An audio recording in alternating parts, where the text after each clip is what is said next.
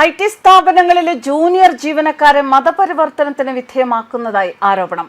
മതപരിവർത്തനത്തിനുള്ള പുതിയ വഴിയുമായി ഇസ്ലാമിസ്റ്റുകൾ എത്തുന്നു എന്ന് അഭിപ്രായപ്പെടുന്നു. IT കമ്പനികളിലെ ജൂനിയർ ജീവനക്കാരെയാണ് ഇവർ ലക്ഷ്യമിടുന്നത്. വലിയൊരു കെണിയാണ് ഇവർ ഒരുക്കുന്നത് എന്നാണ് ഇപ്പോൾ പുറത്തുവരുന്ന വിവരങ്ങൾ. നമുക്കറിയാം, ലവ് ജിഹാദ്, നർക്കോട്ടിക് ജിഹാദ്, ഈ വാക്കുകളൊക്കെ ഇന്ത്യൻ ജനതയ്ക്ക് ഒരുപാട് സുപരിചിതമായ വാക്കുകളാണ്. ഹിന്ദു ക്രിസ്ത്യൻ സമൂഹങ്ങൾ ഈ ജിഹാദുകൾക്കെതിരെ ഒറ്റക്കെട്ടായി പൊരുതുന്ന ഒരു സാഹചര്യവുമാണ്. ഇപ്പോൾ പുതിയൊരു വഴി മതപരിവർത്തനത്തിനായി കണ്ടെത്തിയിരിക്കുകയാണ് മതപരിവർത്തന മാഫിയകൾ. കോർപ്പറേറ്റ് ജിഹാദ് എന്നതാണ് പുതിയ നിർബന്ധിത മതപരിവർത്തന ശ്രമങ്ങൾ. നാസിക്കിലെ ഒരു IT കമ്പനിയിലെ ഒരു ഉദ്യോഗസ്ഥ ഒരു പരാതി നൽകിയിരിക്കുകയാണ് പോലീസിന്. ഈ പരാതിയിൽ നടന്ന അന്വേഷണത്തിലാണ് ഞെട്ടിപ്പിക്കുന്ന കാര്യങ്ങൾ കണ്ടെത്തിയത്. IT സ്ഥാപനങ്ങളിലെ ജൂനിയർ ജീവനക്കാരെ ഇസ്ലാമിസ്റ്റുകളായ മുതിർന്ന ജീവനക്കാർ ലക്ഷ്യമിടുകയും വിവാഹ വാഗ്ദാനവും ലൈംഗിക പീഡനവും ഉൾപ്പെടെയുള്ള വിവിധ വഴികളിലൂടെ ഇവരെ നിർബന്ധിത മതപരിവർത്തനത്തിന് വിധേയമാക്കുകയും ചെയ്യുന്നതായാണ് പോലീസ് കണ്ടെത്തിയത്.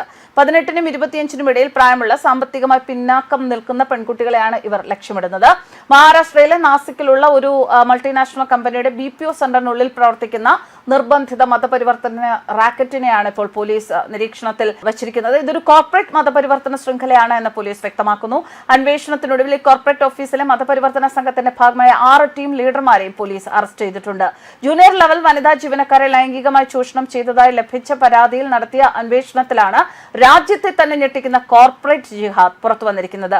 കമ്പനിയിലെ ടീം ലീഡർമാരായി പ്രവർത്തിച്ചിരുന്ന ആസിഫ് അൻസാരി, ഷാഫി ഷേഖ്, ഷാരൂഖ് ഖുറൈഷി, റാസ മീമൻ, തൗസിഫ് അത്തർ എന്നിവരാണ് ഇതുവരെ അറസ്റ്റിലായിട്ടുള്ളത്. മതം മാറാൻ സമ്മർദ്ദം ചെലുത്തിയതായി കാണിച്ച് 8 വനിതാ ജീവനക്കാരാണ് ഇവർക്കെതിരെ പരാതി നൽകിയത്. കൂടാതെ കമ്പനിയിലെ ജൂനിയറായ ഒരു ഹിന്ദു യുവാവിനെ ഓഫീസ് സമയത്ത് നമസ്കരിക്കാൻ നിർബന്ധിച്ചു ബീഫ് കഴിപ്പിച്ചു. പീഡനം, ബലാത്സംഗം, മതവികാരം, വ്രണപ്പെടുത്തൽ തുടങ്ങിയ കുറ്റങ്ങളും പോലീസ് ചുമത്തിയിട്ടുണ്ട്.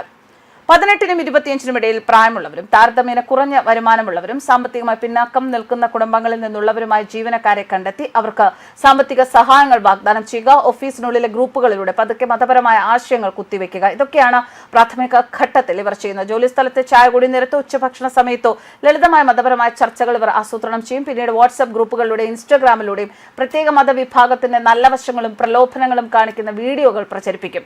അങ്ങനെയാണ് ഇവരെ മതത്തിലേക്ക് ഇവർ ആകർഷിക്കാൻ ശ്രമിക്കുക. യുവാക്കളെയും ഇതേ രീതിയിൽ മതപരിവർത്തനത്തിന് ശ്രമിച്ചിരുന്നതായി സൂചനയുണ്ട്. വനിതാ ജീവനക്കാരുമായി ടീം ലീഡർമാർ സൗഹൃദം സ്ഥാപിക്കുകയും പിന്നീട് വിവാഹ വാഗ്ദാനം നൽകി ലൈംഗിക ചൂഷണത്തിന് ഇരയാക്കുകയും ചെയ്തുകൊണ്ടും നിർബന്ധിത മതപരിവർത്തനത്തിന് ശ്രമിച്ചിരുന്നു.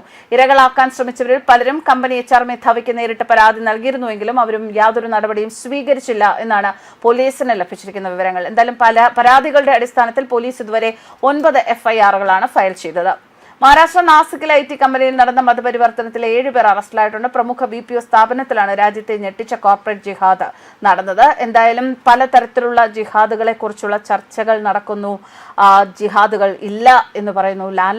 ലാൻഡ് ജിഹാദിനെ കുറിച്ച് കേട്ടിട്ടുണ്ട്, ലവ് ജിഹാദിനെ കുറിച്ച് കേട്ടിട്ടുണ്ട്, നർക്കോട്ടിക് ജിഹാദിനെ കുറിച്ച് കേട്ടിട്ടുണ്ട്. അതിനിടയിലാണ് കോർപ്പറേറ്റ് ജിഹാദ് എന്ന ഒരു പുതിയ മതം മാറ്റൽ പ്രക്രിയ വന്നിരിക്കുന്നത്. നോമ്പ് തുറയുടെ മറവിൽ ഇവരെ ബീഫ് കഴിപ്പിക്കുക അല്ലെങ്കിൽ മാംസം കഴിപ്പിക്കുക എന്നുള്ള പരിപാടികൾ കൂടി, അത്തരം പ്രക്രിയകൾ കൂടി നടക്കുന്നതായും ഇവരൊക്കെ മൊഴി കൊടുത്തിട്ടുണ്ട് എന്നാണ് പോലീസുകാർ പറയുന്നത്.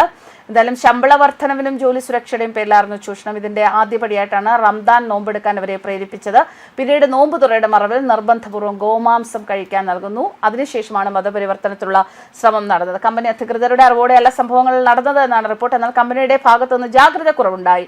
മഹാരാഷ്ട്ര സർക്കാർ അങ്ങേറ്റം ഗൗരവത്തോടെയാണ് കേസ് പരിഗണിക്കുന്നത് എന്ന് മുഖ്യമന്ത്രി ദേവേന്ദ്ര ഫട്നാവിസ് വ്യക്തമാക്കിയിട്ടുണ്ട്. ന്യൂസ് ഡെസ്ക് കർമ്മ.